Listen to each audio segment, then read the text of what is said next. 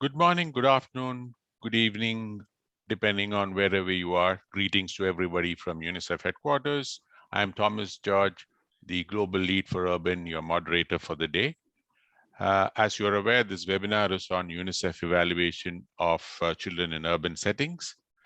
To start with, let me invite Robert McCouch for his opening remarks. He's the Director of Evaluation with UNICEF, and he's been in this position for the last 1 month. It's a re-entry for him as he was with UNICEF earlier, and prior to taking up this job, he was with WHO. So Robert, over to you. Thanks, Thomas, so much. And it's a real pleasure to be here. Welcome, everyone, and good morning, good afternoon, good evening, and welcome to the webinar from my side as well. Very special thanks to our presenters and panelists. This evaluation of UNICEF's work for children in urban settings is an incredibly important one, as I'm sure you all already know, having seen the report and readying yourselves for a really engaging presentation. As Thomas said, I just rejoined UNICEF about a month ago. So I only recently had a chance to look at this report, but I find it a really intriguing and important one, and really looking forward to hearing today's discussion. So as most of you no doubt know, thanks to climate change and other threats to rural livelihoods, migration, and especially urbanization, have been rising really steadily in recent decades. As a result, child poverty, exclusion are increasingly urban phenomena.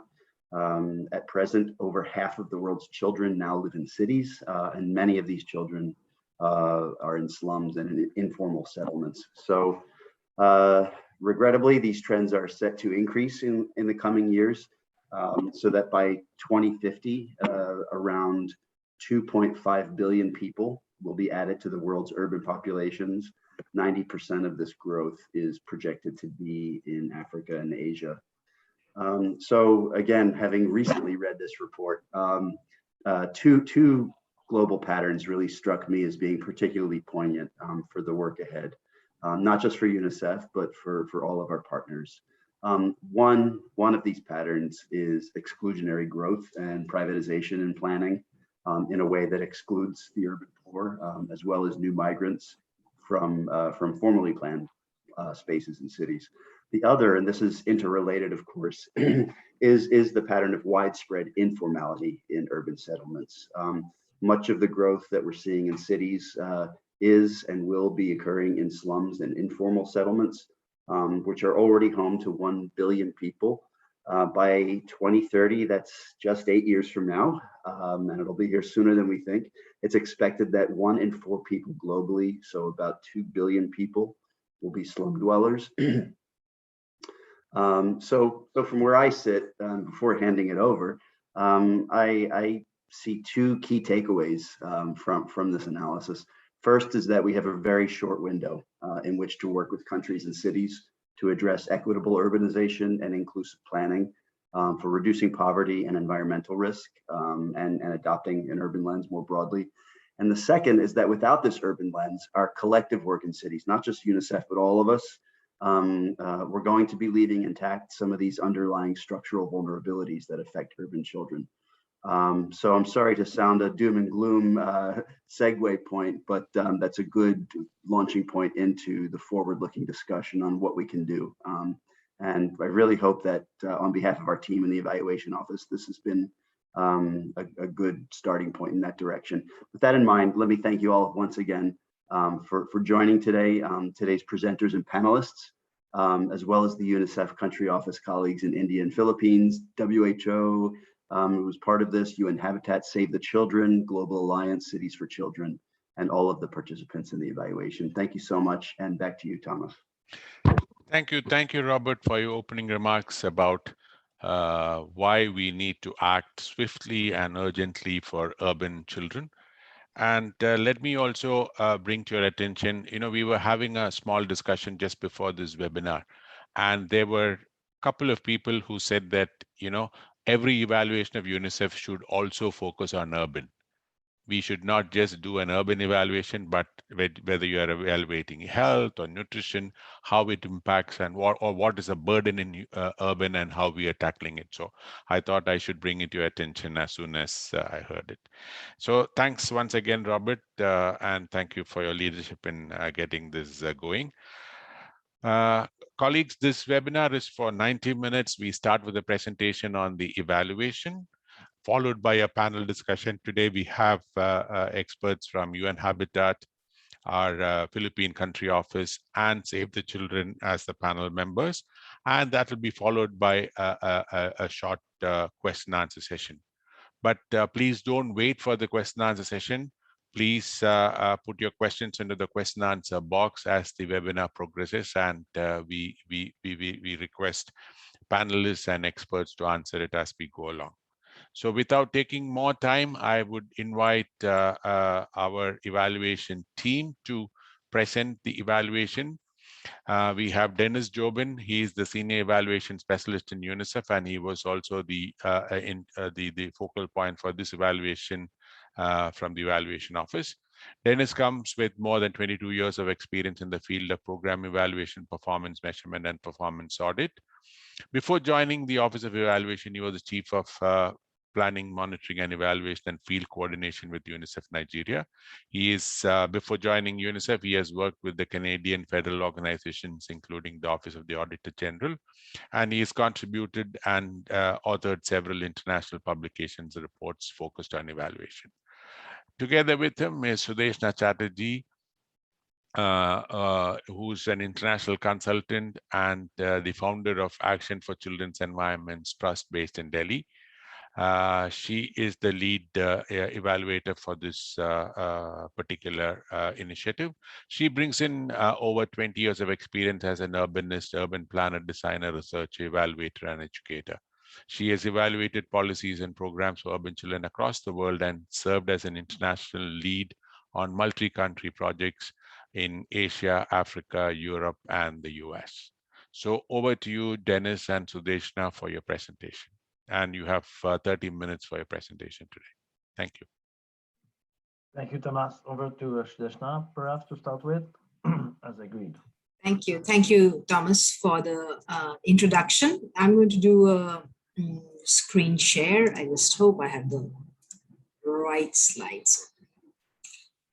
Okay, so good morning to all of you in New York, and good evening in Asia, and good afternoon elsewhere.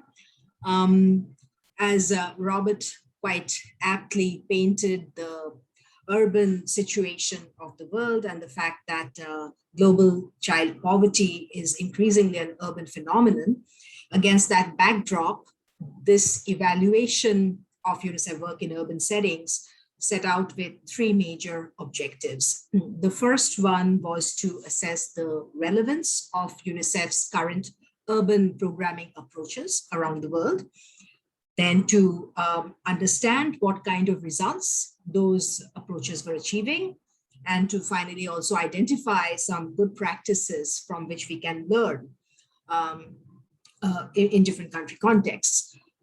In 2020, when COVID struck, and given its very urban origin and explosion in cities, we decided to add a rapid assessment of COVID-19 impact on these different urban approaches. The evaluation was primarily designed as a theory-based formative evaluation, and its scope included all regions and territories. Our initial mapping showed there were 72 country offices that were working in some kind of way in urban. We picked up initially 5 case studies, Belize, Brazil, Philippines, Spain, and Syria, to explore in detail these various approaches. And for the COVID chapter, we re-engaged with Brazil and Spain and added a new country. Next slide. India to the evaluation. At the very beginning, I have to say that when we started this evaluation, it was, like I said, it was theory-based, and we wanted to have a relevant analytic framework. So the evaluation team constructed a theoretical framework, which we call the drivers of change in urban contexts. It comprises 3 interconnected drivers with several dimensions under each of them, which actually offer a very useful scaffold for equity-based programming, urban programming for UNICEF going forward. So I'm going to spend a little time explaining these drivers to you.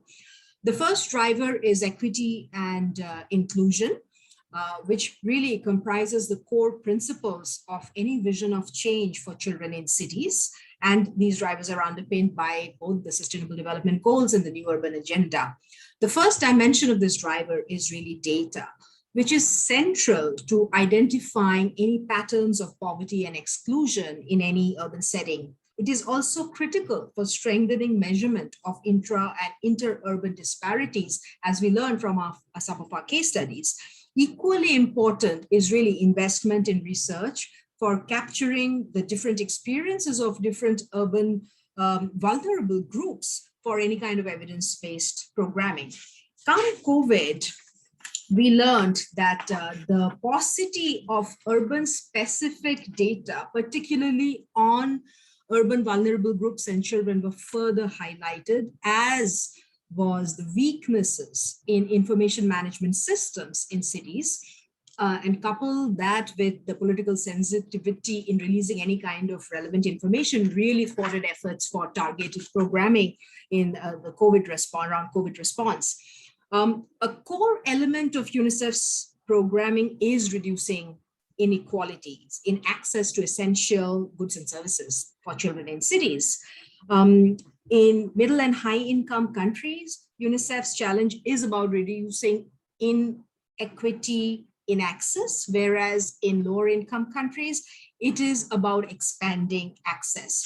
Now, during the pandemic, we found that access to essential services like healthcare, routine immunization were all very, very compromised. And some of the biggest country level disruptions that UNICEF recorded were almost a 75 to 100% drop in childcare and daycare services for children and feeding programs. When we are talking about urban, we cannot underestimate the importance of housing and the issue of tenure security. So quality housing, poor quality housing conditions, let's say, is a major driver of ill health and family stress anywhere. Now, if you do not have secure tenure, it further deepens vulnerability of families living in substandard housing. And as COVID showed us, a secure home is really the first, is the front line of defense against the disease. And so in a way, housing has become a prime determinant of urban well-being. When we talk about poverty and employment, we have to understand that experience of poverty in cities is very different from that in rural areas, because pretty much all basic needs have to be paid for, often at a very high cost. And these factors are not captured in poverty measurements. Social protection systems also are not effectively designed for urban areas. As we saw, the cost of living in cities during pandemic so overwhelmed migrant populations, and we saw those visions of the migrant, retreat into the urban peripheries and rural areas again, because they just couldn't afford to live in cities anymore. Structural inequality has often been cited as a prime determinant of urban violence, and the LACRO region particularly, where this disproportionately affects adolescent boys in underserved neighborhoods. However, sexual violence in both private and public realms disproportionately affect adolescent girls, and tackling any kind of this urban violence issues really needs a holistic, coordinated approach, because it requires economic, spatial, and social exclusion that need to be addressed. However, during the pandemic, risk factors for violence and abuse rose for pretty much every child who were in conditions of lockdown in underserved kind of communities and substandard housing. The stresses were manifold. The next driver is environment, urbanization, and planning, which speak to the spatial organization of the kind of change that we are talking about. So today, exclusionary and privatized planning, which is really a legacy of the neoliberal restructuring of the 1990s, pretty much exclude the poor from the better areas of cities who have no choice but to find precarious housing in risky areas. So services and infrastructure are also privatized and splintered between these kind of centers and peripheries, which further deepen vulnerability of these communities. And during COVID, we actually have evidence from India and Brazil that show that even the provision and location of COVID-19 response infrastructure had embedded inequity in it. And these emerged as hotspots, these underserved areas of the virus. When we talk about unequal cities due to rapid urbanization without proper planning, we are seeing the slum population is continuing to increase in actual numbers and in proportion to the overall urban population. So between 20 to 60% of urban populations in low and middle income countries typically live in urban areas. This does require massive investment in infrastructure and services. When the poor are left behind of planning processes, slums are inevitable. And this really does result in unequal cities. For COVID-19, the reason why slums were emerged as hotspots are simply really two critical factors: the inability to physically distance in overcrowded living environments, and also continuing to share basic services such as public toilets and water taps even during lockdown. So it really speaks to the precariousness of living environments in these contexts.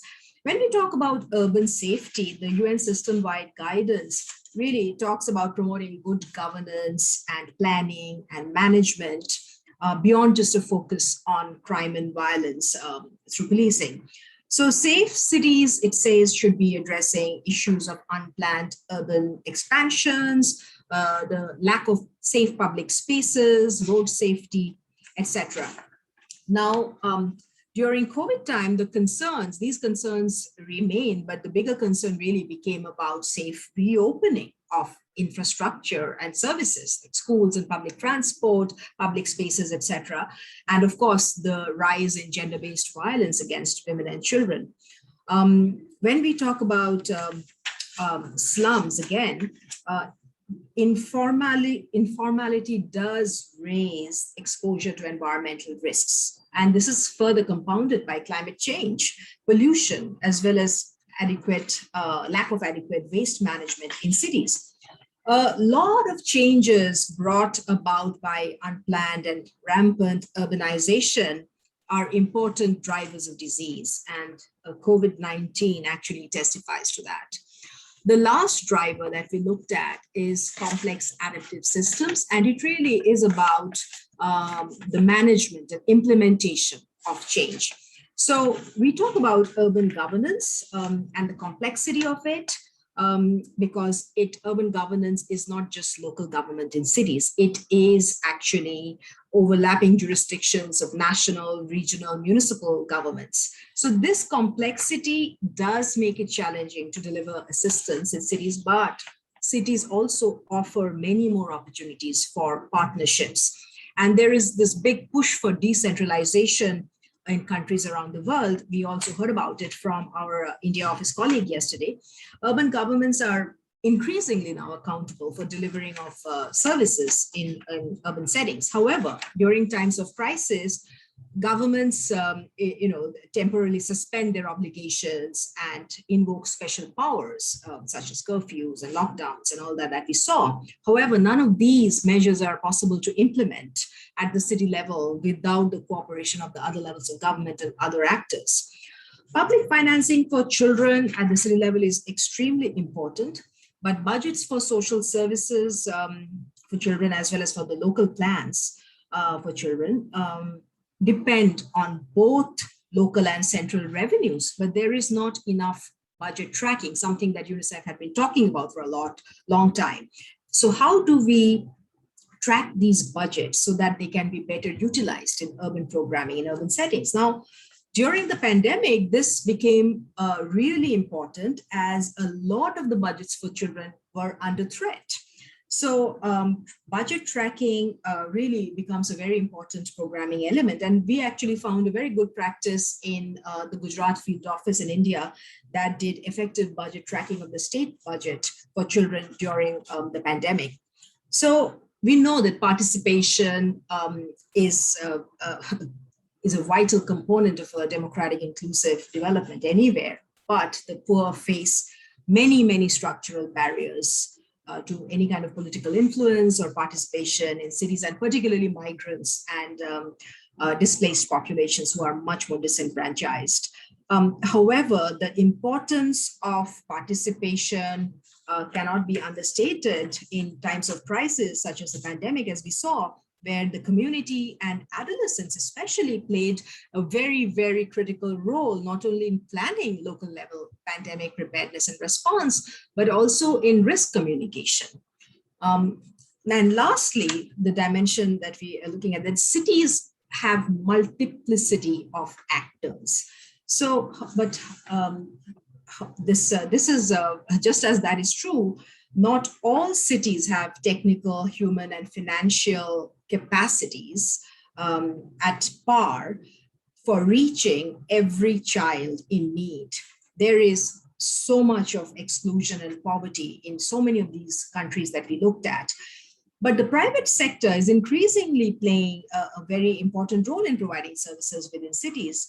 But then there are also issues of equity and quality in those service provisions. However, again, the pandemic taught us that when you have restrictions of travel and movement, local actors become critical to any kind of response and preparedness activities.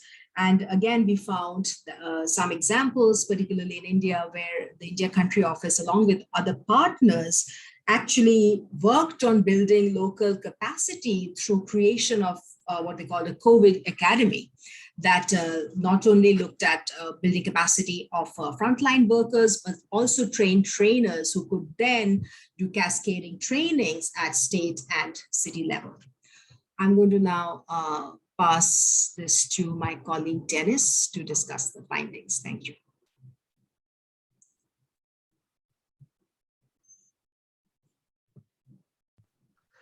Thank you, Shideshna, for the very good presentation.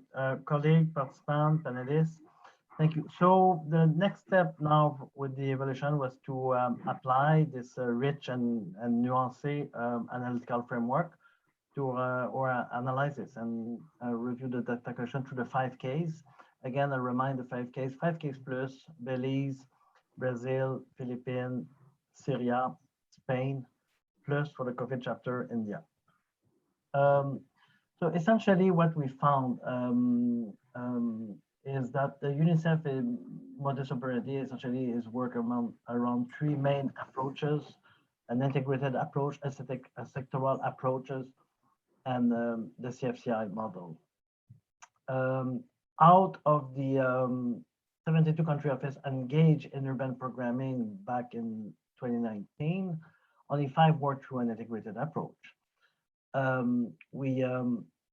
Majority of countries, 76% are using sectoral approach, but limited sectoral strategies and guidance from urban, from different office and HQ and region.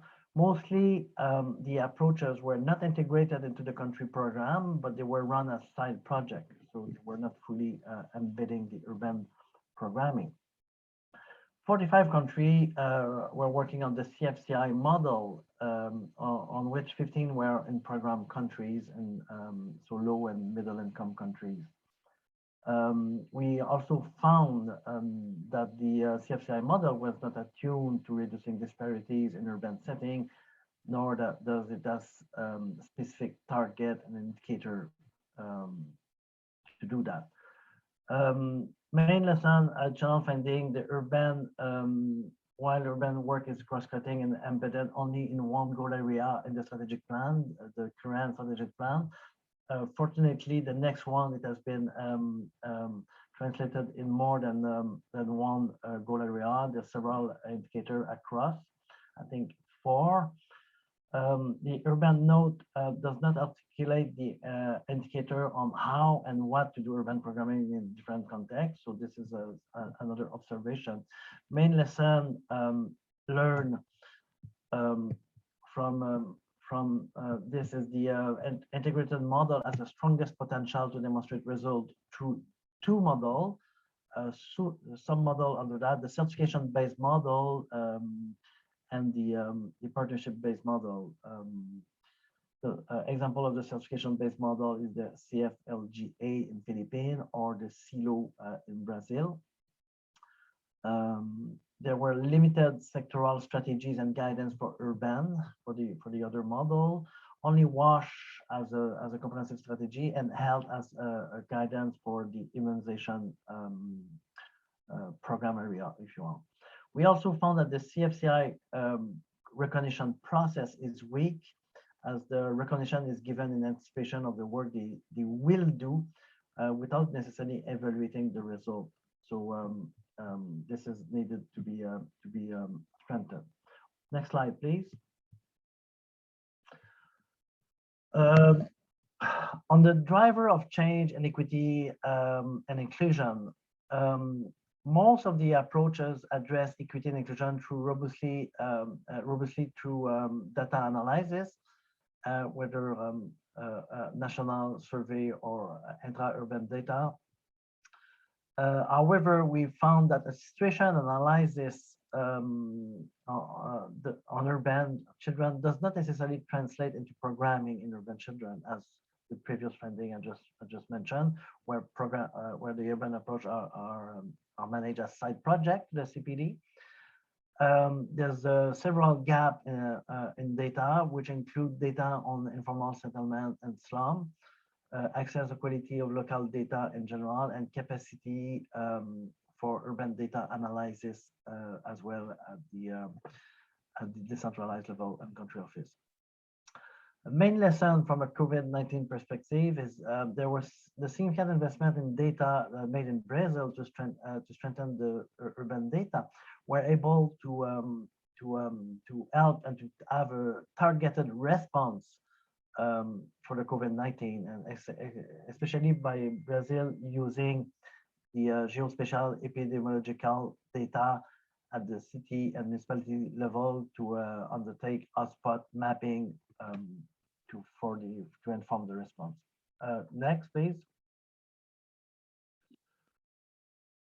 On the driver of change, environment and urbanization and planning. Summary of finding. Essentially, we found that UNICEF does not confront few key major trends in the urban context. The first one is exclusionary growth and privatization in planning. That excludes the urban poor and new migrants for formally planned city space. As mentioned in the introduction, there were over 1 billion people living in slum across the world's cities, and that number is likely to be double by the next 8 years. Addressing the need of vulnerable children in urban setting is very important in slum and should be at the core of the UNICEF urban agenda. The other is major trend is widespread informality in developing cities. UNICEF work on cities and urban leave intact the underlying structural vulnerabilities affecting urban children without addressing equitable urbanization and inclusive planning. which will lead into more vulnerabilities for children. Another trend is the rising threat of pollution and environmental degradation, disaster, and climate change. A major driver, a major challenge in engaging with this driver has been attributed to the lack of urban expertise within UNICEF on the issue of spatial and infrastructure planning, as well as urban programming. So this is a new area for mostly for UNICEF, and there were some greater need in terms of capacity. Main lesson learned from a COVID perspective. Well, the pandemic made WASH a priority in Brazil, and this is something that the team picked up very early in the evaluation, that there were WASH vulnerabilities that were not necessarily addressed well by UNICEF, but the COVID highlighted this, and it turned out to be a response from the BCO office. In India, the COVID-19 demanded a UNICEF programming response in slum, and something that we also highlighted, and the India country office developed. And in Spain, the pandemic recovery planning through sustainable and child-friendly urban planning was triggered through the as a response to the COVID-19. Next slide, please. Last driver of change, complex adaptive system. Essentially, the evaluation note gaps relating to UNICEF partnership with the private sector, despite some strength and some good observations, especially in Brazil. There more need to better partner with the private sector and leverage the private sector. Engagement with complex system involve managing urbanization and planning. This is something that needs to be better tackled maybe by UNICEF, and to finance for children at local level, and how do we able to make sure that the funding to provide the services and address the vulnerability of children are well met. Fortunately, many country offices are and NatCom and partner are very keen to address this gap in the future, and hopefully we can take this forward. The main lesson from a COVID-19, investment in preparedness pay off. Shock responsive social protection system enable a more agile response through cash transfer, and this is something that is we have seen in other evaluation and review as well. City and state that had faces emergency in the past are generally better prepared to respond to the new one, to learning from experience, and investment in the past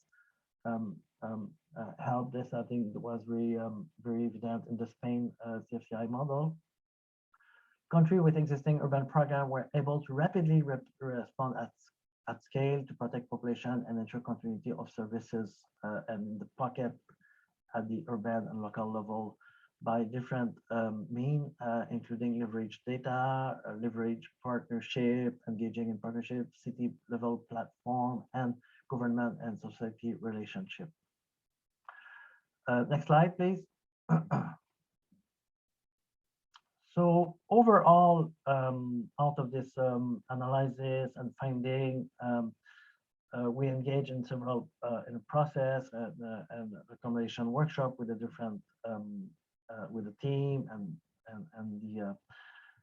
and the stakeholder, and we came up with 3 recommendations. I believe this is how we package them. So essentially, I'm not going to read them all. Essentially, I just want to say that they were all agreed by management, by UNICEF, and the management response was prepared and is currently being implemented. So on the first one is really at the global level, is really to update the urban strategic note that was developed a few years ago, and to address the gap that we identify, and to issue an organizational procedure to give clear direction to country office and partner on how UNICEF will support the children in urban settings. This will address the finding I mentioned before. So the urban is not a side project, but is fully embedded into the country program cycle.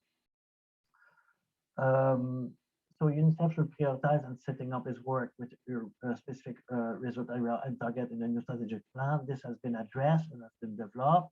I think it's a good work and work in progress. It's well done. It could be done more, but I think it's an improvement from the previous strategic plan.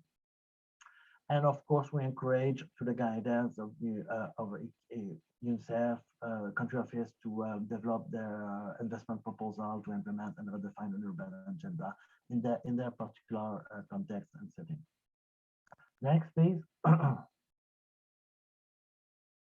For the second recommendation, we believe that it was useful to bring an additional nuance and to differentiate the low middle income countries versus the high income countries, because we found that the modus operandi were different in this different setting.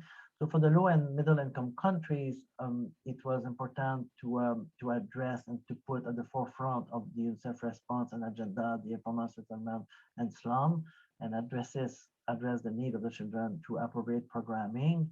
Several approaches were suggested, a whole organizational approach to advocacy, partnership, fundraising for slum, and to put that really at the forefront.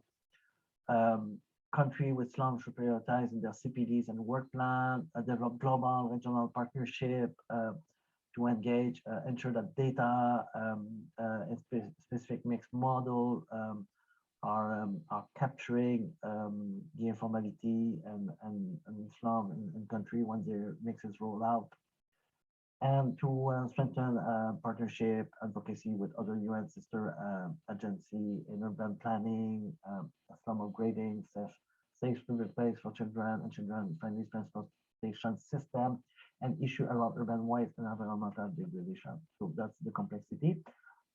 And to add to that, to the nuance, is to high-income country, I think it was important to refocus the CFCI, given there were some good merit and good elements with the CFCI that the evaluation team found, that needs to deepen the engagement with child right advocacy and child participation, to streamline the accountability for CFCI and to enable its expansion as a strategic engagement in urban area in a high-income country only. Given the reputation risk with certifying a city as child-friendly by UNICEF, while some of these cities may have some child violation, it was important maybe to identify relevant partner and to see to what extent this risk can be transferred to the relevant partner or think tank or university, as it is currently done in the Philippine model that we're going to hear later on from the Anjanet. Next slide, please. And lastly, but not least, I think for the humanitarian development nexus, it's important that we UNICEF address this well at the city and town level and urban, and considering how investments, infrastructure, and service and governance can reduce exposure to risk for affected population and help city to be more resilient over time. So really to have an urban to adopt an urban lens in the nexus and the humanitarian sector. UNICEF should work enhancing preparedness capacity for urban area from a multi-hazard perspective and linked to climate resilience and environmental degradation, and applying the CCC with an urban lens and further guidance is needed. Lastly, to address the capacity issue, that we observe, UNICEF should expand its organizational capacities and staffing architecture at all levels to make sure that the urban agenda is well conveyed and implemented, including regional office and country office to articulate their urban focus in light of in their context and program and partnership priority at their level. So that is it in a nutshell. I was rapidly concluding because my time is over. So next slide. I think that's over. I think. Thank you. Thank you, Dennis, and thank you, Dennis, Sudeshna, and other evaluation team members for this wonderful evaluation. The drivers of change framework and analysis have been much appreciated, and it's been very useful in taking the urban program forward. Like as Dennis said, the management response is it's much on its way in its implementation, and we hope to get the strategic note and the organizational procedure issued this year itself. UNICEF has also started working more on slums and informal settlements, and with key partners like UN Habitat and Cities Alliance. UNICEF is also now a task force, a member of the informality task force led by Cities Alliance. Thanks to also the evaluation team for also incorporating the COVID lens halfway into the evaluation, which has been very useful in understanding the reality of urban uh, poor dense settlements in the last 1 year, where the pandemic has actually the COVID, we all know that COVID was a health pandemic, but it was also an urban pandemic with more than 90% cases reported in poor urban areas in the first year. So without taking any more time, I would like to get into the panel discussion. As I said before, we have three panelists today: Robert Dugwa from UN Habitat, Anjanet Sagwisag from our Philippines office, and Sarah Sabri from Save the Children. I would first like to invite Robert Dugwa to make his presentation. Robert is the Chief of Data and Analytics Section at UN Habitat, where he oversees the development of urban monitoring systems and statistical methodology for housing, transport, public spaces, urban expansion, slum monitoring, urban health, geospatial modeling, etc., etc. He serves on various advisory boards and has authored and contributed to various peer-reviewed journal articles and United Nations urban-related analytical reports, such as the SDG 11 synthesis reports, World Cities reports, etc. In short, Robert is the guru of urban data, and over to you, Robert. Thanks a lot, Thomas, for that intro. And I'll speak perhaps a bit more to the work of UN Habitat and how that reflects well with the overall evaluation that UNICEF conducted. Next, please. So to put a bit of context on this, I think what is crucial is for us to recognize the ongoing global urban convergence, basically where we look at the SDGs, particularly zeroing in on the SDG 11, but connecting that very closely with the new urban agenda, and perhaps here emphasizing the means of implementation on the issues we want to achieve in the urban areas.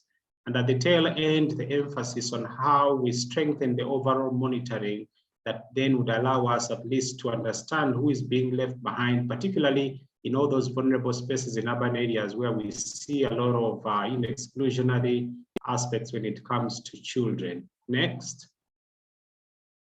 And when you look at, for example, just SDG 11 alone, and you see a deep dive here on some of these 10 targets, or what I would like to call the 10 opportunities within the SDG 11, it is very clear that, for children, housing and issues of slums, very crucial to address. When it comes to the aspect of inclusion, the aspect of sustainable but also accessible transport becomes very crucial. I think we've spoken quite well on the aspect of the participatory planning. The aspect of culture is also very important, but also the impacts of all these disasters and risk reduction in our cities. So in all these 10 opportunities, what we see clearly is that there are real implications for children. And I think this is very well reflected partly in your evaluation recommendations, but also the findings that came from this study. Next, please. So the crucial point here is, I think, for us to begin to understand that without very strong urban data sets, without a very strong level of disaggregation, we won't be able to understand exactly who and where some of these children are being left behind. And these examples were just put here to demonstrate that if you just zero in and focus on child labor, you begin to see that there is a bit of an urban-rural continuum on this issue. But it highlights for you very well, where are these spaces, where are these children that are being left behind? And it's the power of data, it's the power of additional urban data systems that we need to have in place, as demonstrated perhaps through the COVID, that will enable us to understand exactly when and where and how we can respond to most of these children. Next. So with that sort of background, we've tried to work through, again, a global partnership, including UNICEF and many other UN agencies, to streamline how we can monitor our investments, how we can monitor our responses in these urban areas. And this is also partly informed by what COVID has, the lessons that COVID has brought for us.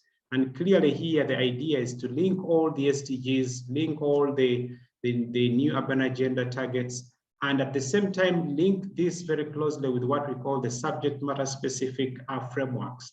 And here, for example, if we are talking of nutrition, or if we are talking of food security, if we are talking of education, it all becomes handy to aggregate and pull in all these impacts, because in the urban spaces, one issue actually has an implication on another issue. So a sort of a sectoral approach or a sectoral evaluation would not necessarily help you very well if you cannot connect it to many other aspects within the urban spaces. So this is why it's important to aggregate and pull together all our monitoring efforts into a framework that can allow us in one go or in one shot to study a city, to know who and where and how most of these children are being impacted. Next, please. So from this sort of angle, we've mapped out various indicators that we consider very crucial in helping us to understand all these urban dimensions and the impacts and how all this is affecting the populations. Obviously here, extending also to children. We've integrated a lot of indicators that are particularly targeted on the aspects of children, from the aspects of nutrition, from survival, but also from education, etc. And through this sort of holistic approach, we think that we should be able to zero down and understand exactly what and how is happening to most of these children in urban areas, at least in the near future. Next, please.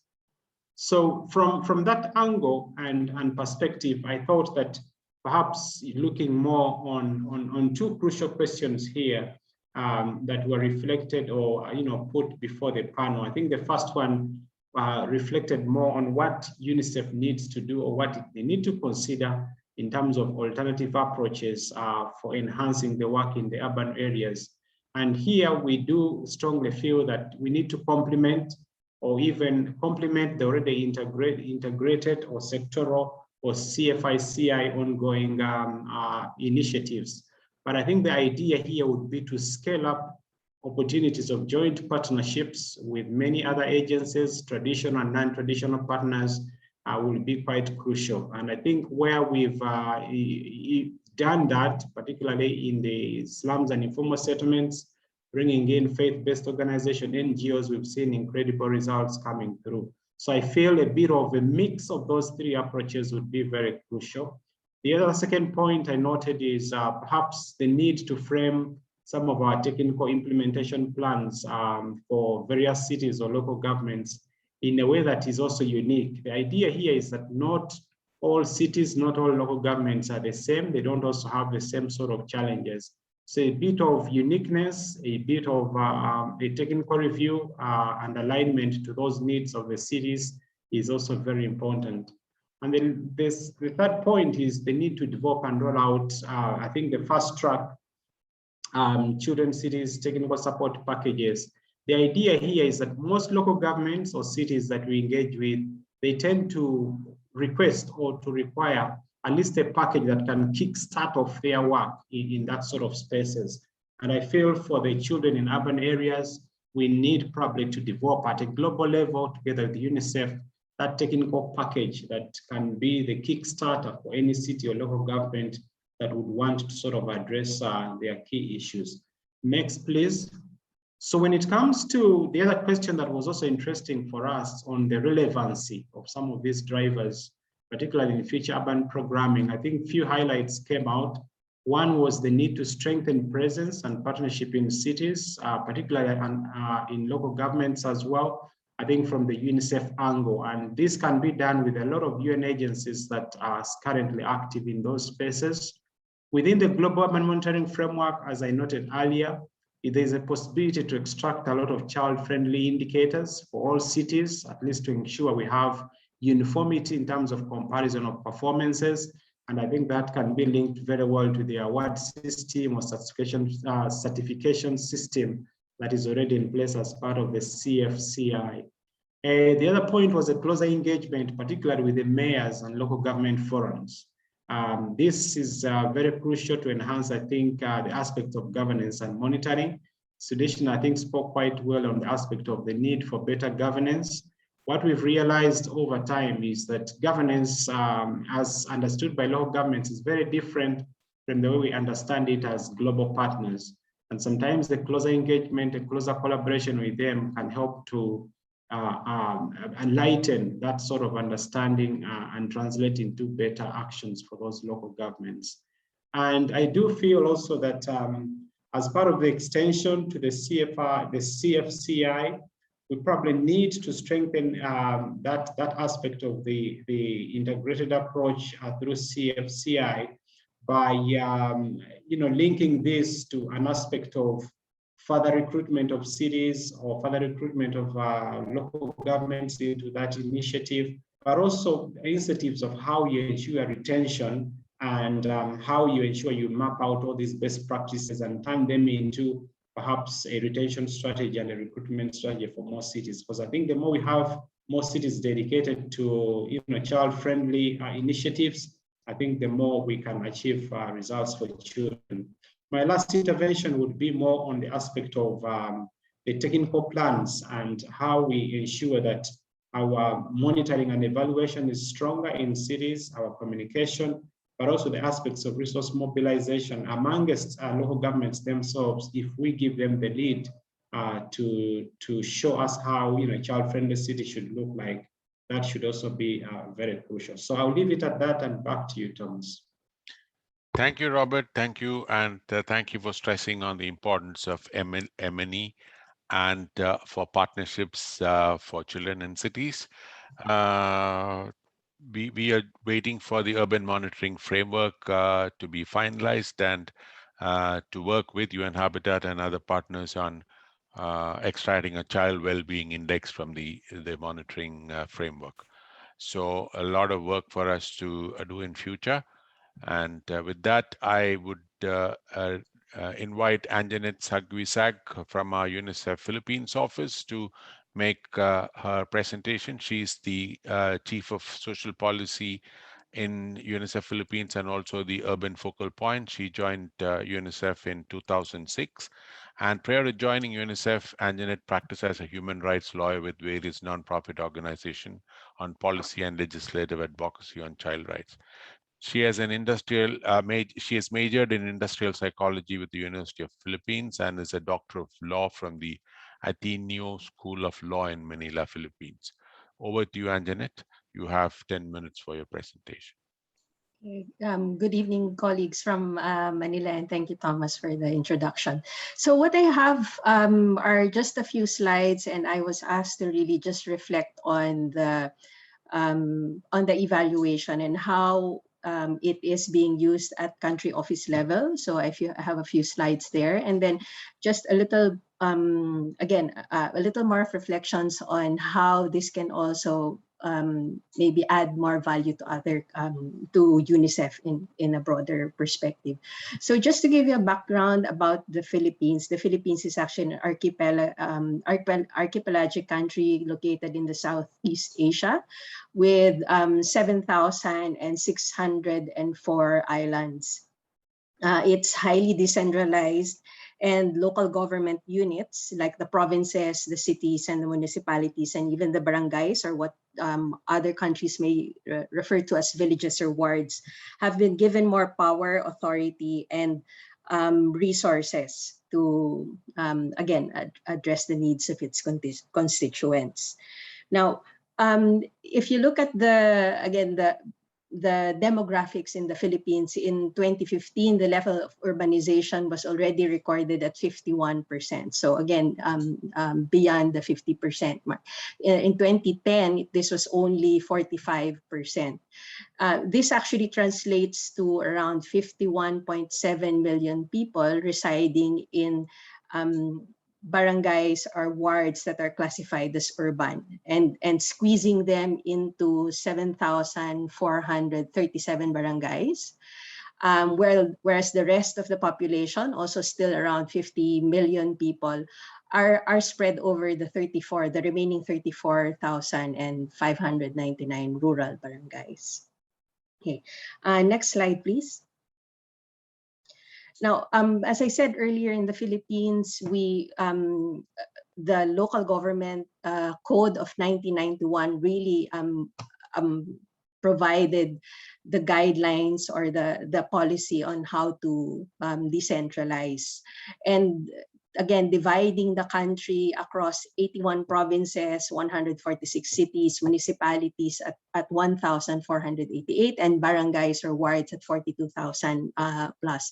Now, in the most recent development in the Philippines, 2 years ago, was really a decision by the Supreme Court that effectively increases financial resources that need to be downloaded or automatically allocated to local government units, thereby decreasing the share of national government agencies in financial resources. Now, if you look at the column on the right, the right side, you'll see that on average, what we would then expect every city to receive would be, again, roughly around $30 billion in terms of share in the national wealth. This amount doesn't include, again, revenues generated by the cities through other means or other financing means. So just to also again highlight that in the Philippines, the urban and the rural phenomenon is also largely influenced not just by spatial disparities, but also financial disparities in terms of how much are cities really receiving and able to spend compared to those rural and smaller municipalities and the rural areas. So next slide, please. So on the next slide, what I have are just some reflections on the findings of the evaluation. As already mentioned by Denny and Sudeshna, the Philippines is one of the 5 countries that was included in the evaluation as a country case study. And one of the things that I found quite interesting is that, again, the evaluation really focused on the most recent 5 years, so I guess, of the country program cycle, where the evaluation actually found that in terms of approaches across the 3 different approaches that the evaluation talks about the integrated, the sectoral approach, and the CFCI, the Philippines was found to actually be applying both the integrated and the sectoral approach.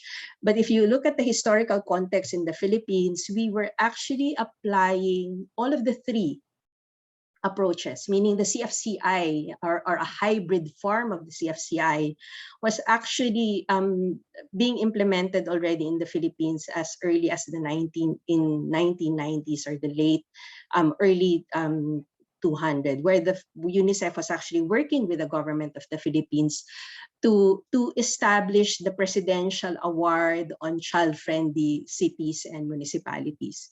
And this was then actually the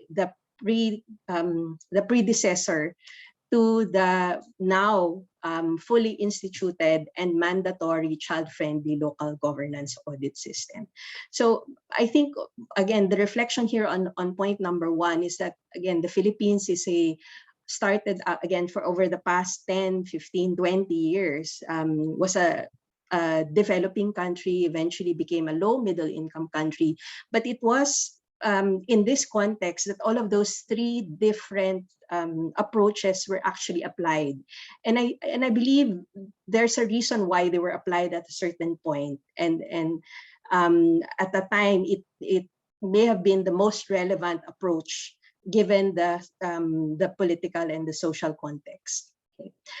Second reflection also on the findings is really about the finding that the child-friendly local governance audit system in the Philippines is the only model fully owned by the government of the Philippines.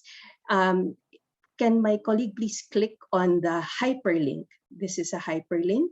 And when you click on the hyperlink, this will bring you to the recently developed launch or recently developed knowledge management database on the seal of child-friendly local governance. And again, UNICEF also supported the Philippine government to develop this. Now, I think the audit system again has also been referred to in the evaluation as one of the promising good practices because it has the most potential for taking initiatives to scale. And also, again, because it is owned by government, it's also more sustainable approach. And what you will find also quite interesting in the child-friendly local governance audit system is that at the very start, there was a lot of difficulty, I guess, in getting local governments to comply. But because it was a mandatory audit that then was led by the national government, local governments had no choice but actually to report on all of the initially the 12 child rights indicators.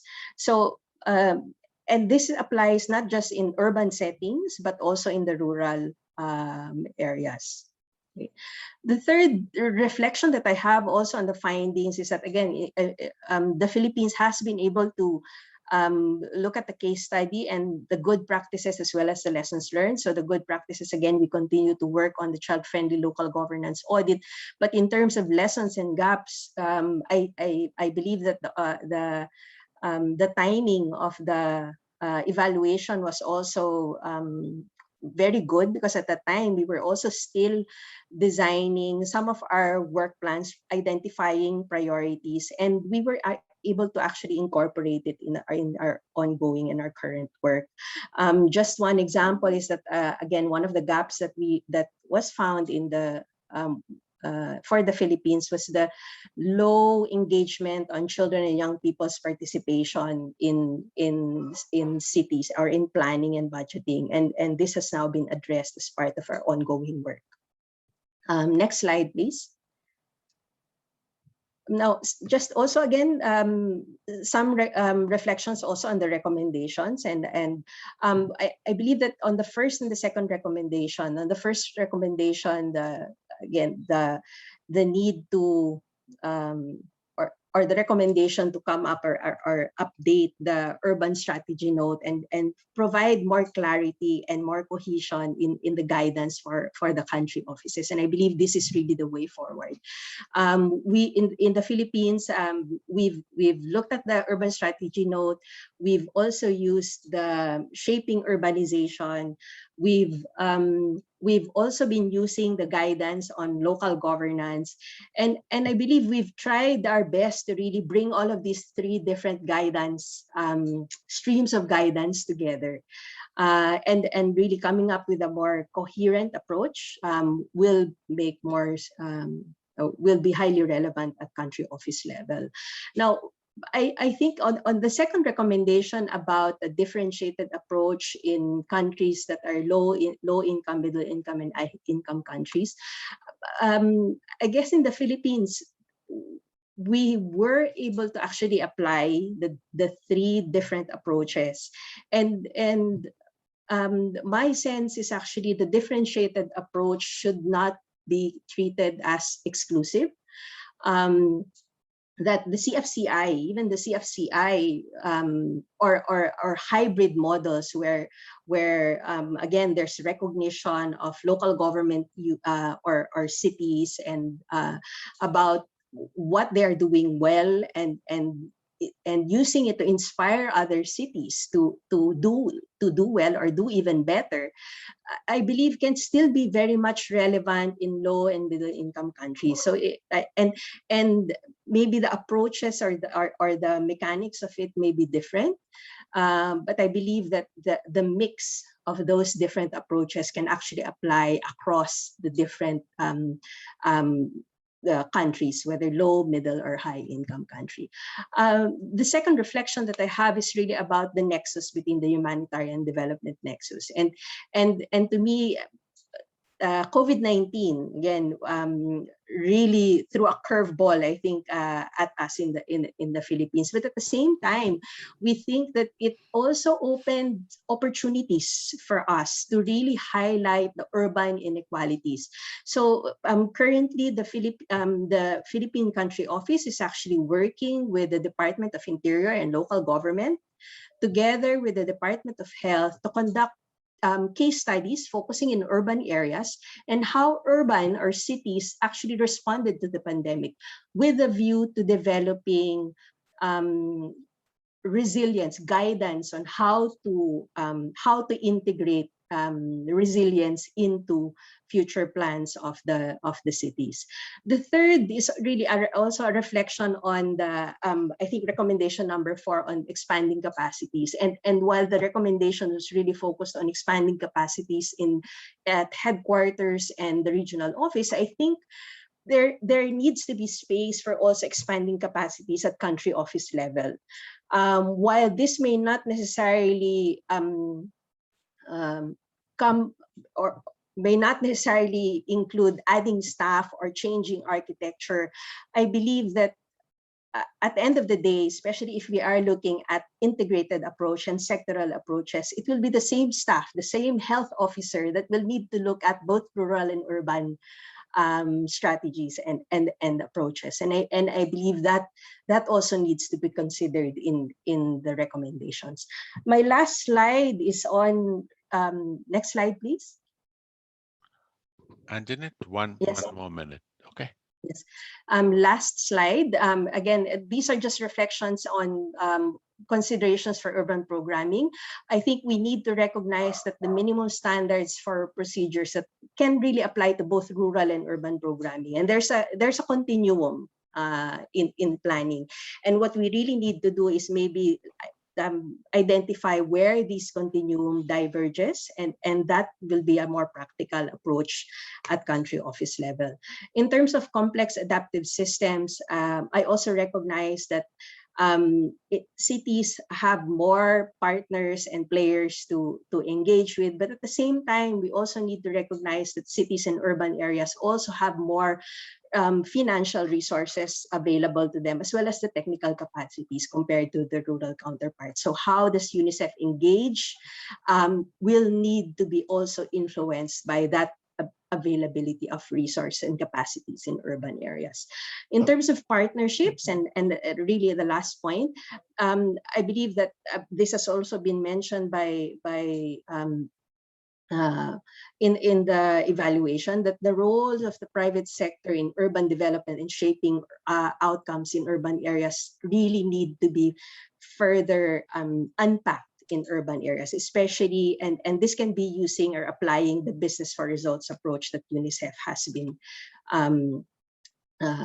championing. At the same time, partnerships with urban poor communities to shape the program and recognizing them as agents of change also needs to be included. And that's it. Back to you, Thomas. Thank you, Anjanette. Thanks for your reflections on the evaluation and the recommendations.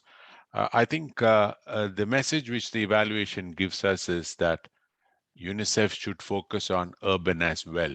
I remember in the 90s, we had a very thriving CFCI program which had city plans for action for children. I was fortunate to work in one of those in those days.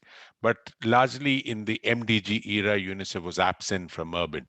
So the message for UNICEF, both at the global, regional, and country office levels, is that we should also focus on urban, because the urban areas also have a lot of poor children which need a particular focus. I think the other message is also that we should strengthen the programmatic content for our initiatives in urban. It should not be just projects, but programs integrated into the overall development programs. And in this regard, I find that the child-friendly local government audit system, which you have developed, provides a good case study or a good example for many other cities to follow. So we will be engaging with you more and more to get the learnings from Philippines so that we can transfer it to the other countries. We go to our next panelist, Sarah Sabri. She is the global lead for Urban and Save the Children, and she is currently also the chair of the Global Alliance, which is called the Cities for Children. UNICEF is a founding member of this Cities for Children Alliance, which is more than 20 organizations in the alliance. So Sarah has more than 20 years of experience in development practice and research, and she has worked and consulted at various organizations, including the Ford Foundation, IIED, IDRC, the American University in Cairo, and the Arab Human Rights Fund. Her work mostly focus on urban poverty and social policy, particularly on slums and informal settlements. She holds a PhD in development studies from the School of Oriental and African Studies. So over to you, Sarah. You have 10 minutes. Thank you very much, Thomas. Next slide, please. So first, I would like to congratulate UNICEF on this incredibly extensive, rich, and rigorous evaluation. I have enjoyed reading it, even though it was terribly long, but I really enjoyed reading it, and I learned a lot through it. I picked this one quote from the evaluation to state two things. First, that many other organizations are grappling with similar issues of what to do about the urban context, given its complexity and the range of issues that need to be addressed. And the second point is that UNICEF can play a very leading role in advancing the agenda of the rights and well-being of children in urban areas. Next slide, please. So that said, there is an urgent need to advance, and to advance quickly, and to advance at scale for children, for the rights and well-being of children in urban contexts, especially children growing up in slums and informal settlements. And I think UNICEF needs to advance collectively, which is kind of what other panelists have also said. Advance with others. These could include government agencies, universities, research groups, the private sector, NGOs, youth groups, people's movements, etc. And the suggestion is really to form country-based alliances or city-based alliances for Cities for Children. Why? Because progress in urban areas is not going to happen by any one agency alone, even an agency as influential and large as UNICEF. Because of the range of topics that need to be addressed, the massive expertise required, the huge resources needed to address all of these issues. And instead of building expertise on every single subject, through partnerships, UNICEF can kind of be accessing and working with others on a range of subjects, from air pollution to urban planning to health, etc. And a lot of the findings of the evaluation, in my view, shouldn't be addressed internally at UNICEF or by UNICEF alone, but should be done in collaboration with others, working on that through, for example, setting up working groups among this kind of alliance that could be built in different countries and cities. I think it's very easy for UNICEF to build such an alliance because of its existing relations in countries with various ministries, governments, universities, etc. On the global level, as Thomas said, UNICEF is on the steering committee of the Global Alliance Cities for Children, this alliance of over 20 organizations already collaborating. If there's an interest to set up such an alliance in any country, please reach out to us. We would gladly support you. We're already in discussions with various colleagues in Bangladesh to form the Bangladesh Alliance Cities for Children and Youth, and we would gladly support you with kind of thinking together of how to do that. Next slide, please. Now, in response to this question of do I think UNICEF should consider other approaches for working in urban settings, I would say there's a need to bring it all together, in my view. There kind of shouldn't be three different approaches, but something that brings it all together. And in my view, that would be more of a citywide approach. And here I'm thinking a little bit based on the 100 Resilient Cities model of having a chief resilience officer embedded in every city government, who brings kind of everything together. And in my view, that would be a really valuable addition to have someone concerned with the rights and well-being of children embedded in a city government who looks at not only addressing the current issues and the current problems we face, but avoiding this doom and gloom scenario that was referred to at the beginning of this webinar, because we don't want more of the same. We want to be involved at a much earlier stage with urban planning, with assessing housing needs, etc. And that needs to be, the involvement needs to happen at a much earlier stage in order to avoid creating more of the same type of cities. Now, this is an agenda that must be owned by governments, and otherwise it will not reach scale. And in a sense, having someone embedded in a city government would facilitate that. So here are kind of some of the ideas of what this role, this office, this officer could be doing.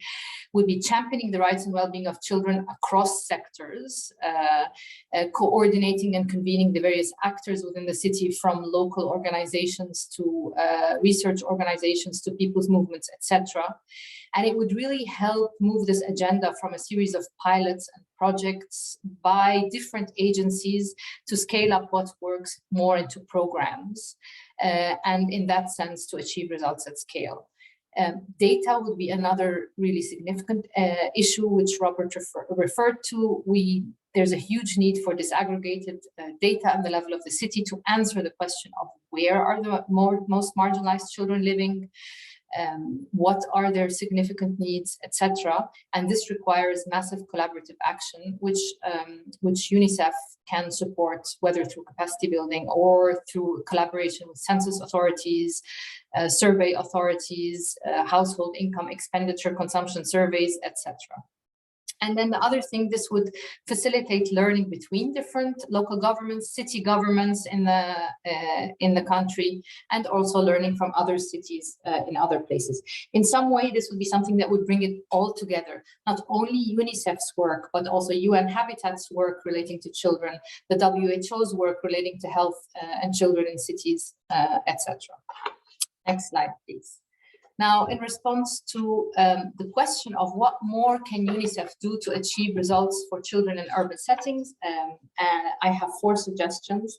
The first is really be a champion for the rights of children growing up in slums and informal settlements. And here I will really encourage to maintain this laser focus on children growing up in slums in the approaches going forward. And in my view, UNICEF is a loved brand. It's uniquely placed to communicate, to advocate. So we shouldn't only be thinking from a kind of technical guidance perspective for governments, but also communications, data-informed campaigns and advocacy to emphasize the issues faced by children growing up in cities, in slums, air pollution, urban planning, play, green spaces, etc. The second part is really to play a leading role in making spatially aggregated data available about children. Where do the most marginalized children live? About neighborhoods which have poor quality or limited services, especially schools, ECD facilities, high levels of child malnutrition, etc. And citywide data. And all of this would inform area-based upgrading approaches, which are central to the well-being of children in cities. The third is about disseminating, communicating, and encouraging debate, of which this webinar, I would say, is a great opportunity.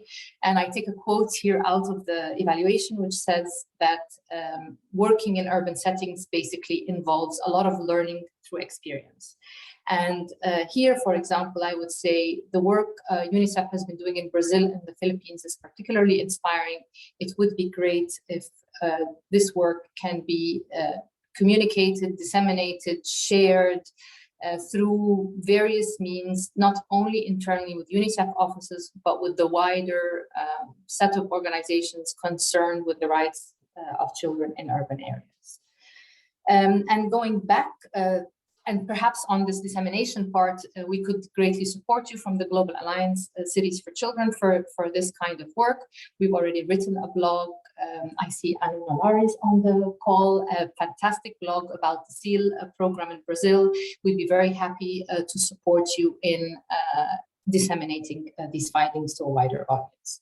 Now, going back to all of this comes back to my first point, which is all of this should be done in collaboration with others through either citywide or countrywide coordinating structures, alliances, advancing, advocating for the rights of child well-being and rights in cities.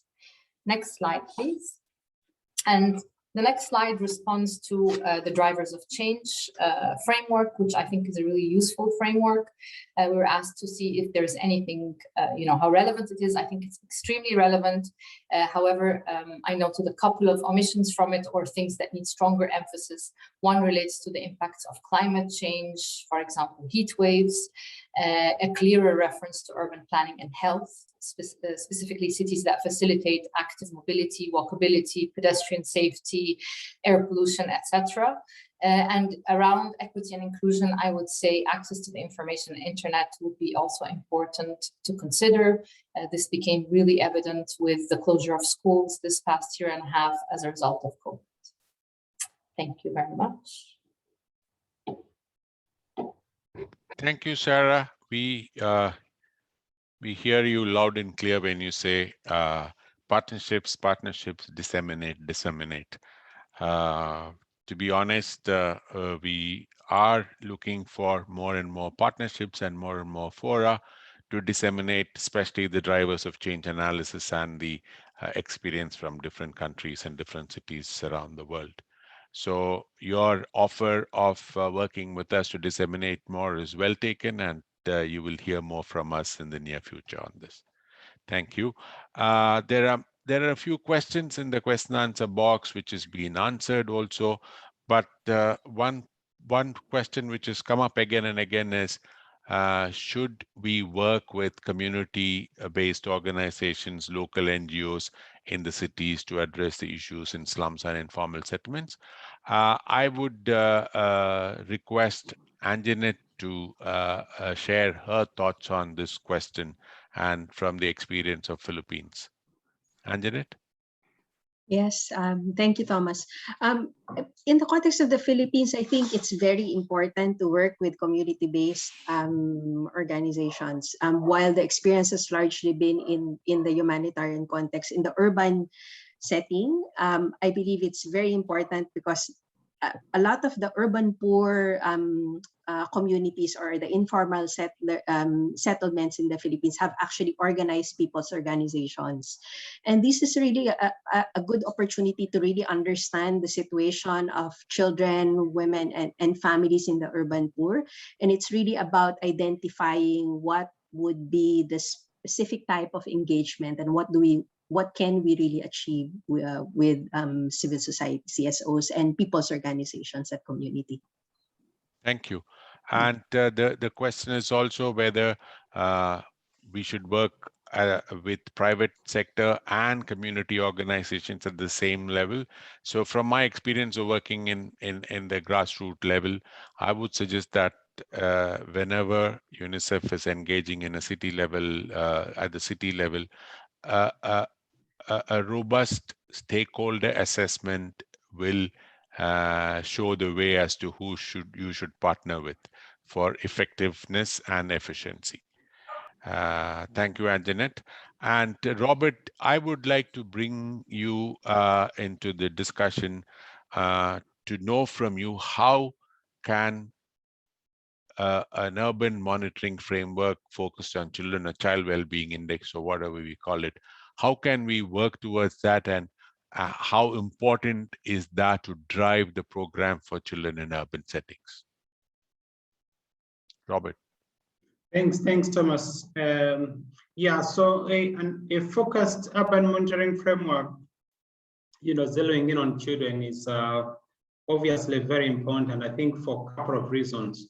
One mainly being that because this has been constructed in a way that it involves many partners, working with that sort of approach allows you to basically leverage all that already existing networks and partnerships that we've built up in that process. Take, for instance, if you're just looking at the elements of urban education and how we've seen the constraints on connectivity coming in to limit access, etc.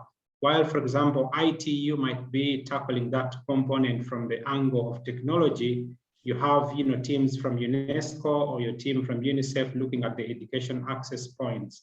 So here, I think you get the opportunity that you might be monitoring same aspects, but in different frameworks.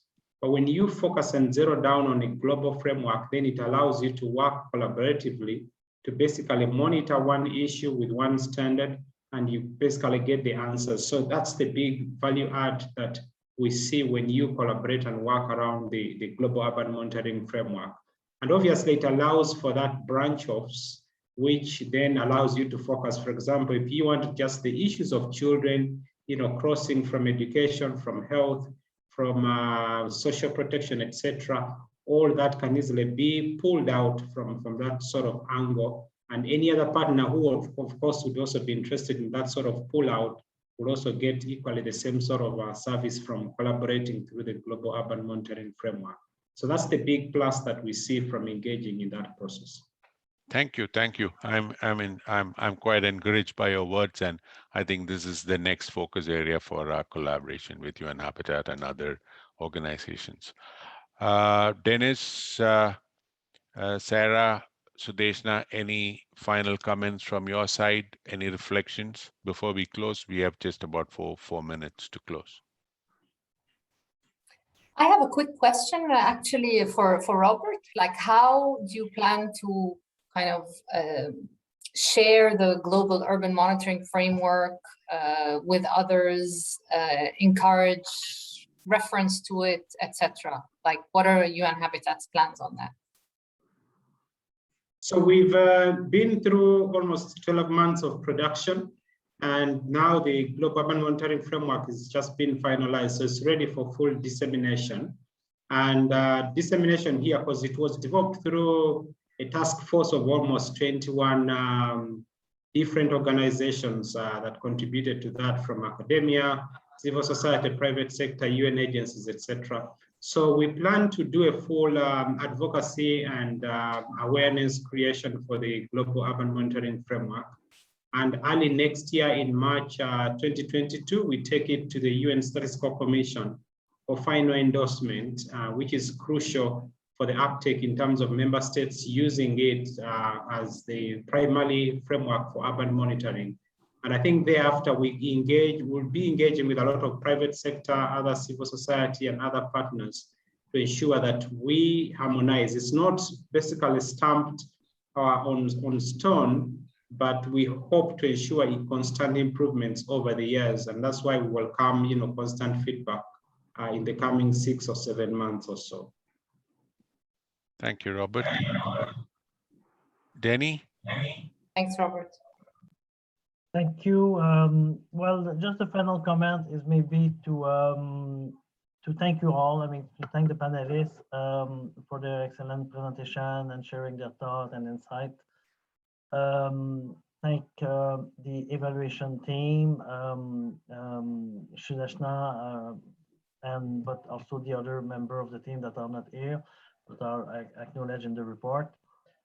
Also to acknowledge and to thank Robert McCout that did the introduction comment, but his support for this dissemination exercise and encouragement, and also to carry the urban, the key message from this urban evaluation through the UNICEF house and in the next work program for UNICEF and in the next program for plan for global evaluation.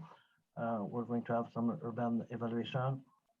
And last but not least, our former director, George, who pushed us very well and support the team and encourage us with the driver of change to put the seed of developing the driver of change in our brain, and then we did the work of developing it, Shudeshna and the team. And so that's it. So to thank, it was a collective effort, and thank you all, and let's keep the good work and let's keep engaging. Thank you. Thank you, Dennis. Thank you, participants. Have a good rest of the day. We will keep meeting each other in one of the forums related to urban children. Bye for now. Thank you. Thank you, Thomas. Thank you, everyone. Thank you Bye. all. Thank you, everybody. Bye. Thank you. Thank Thank you. you. Bye-bye. Good night. Good Bye. afternoon.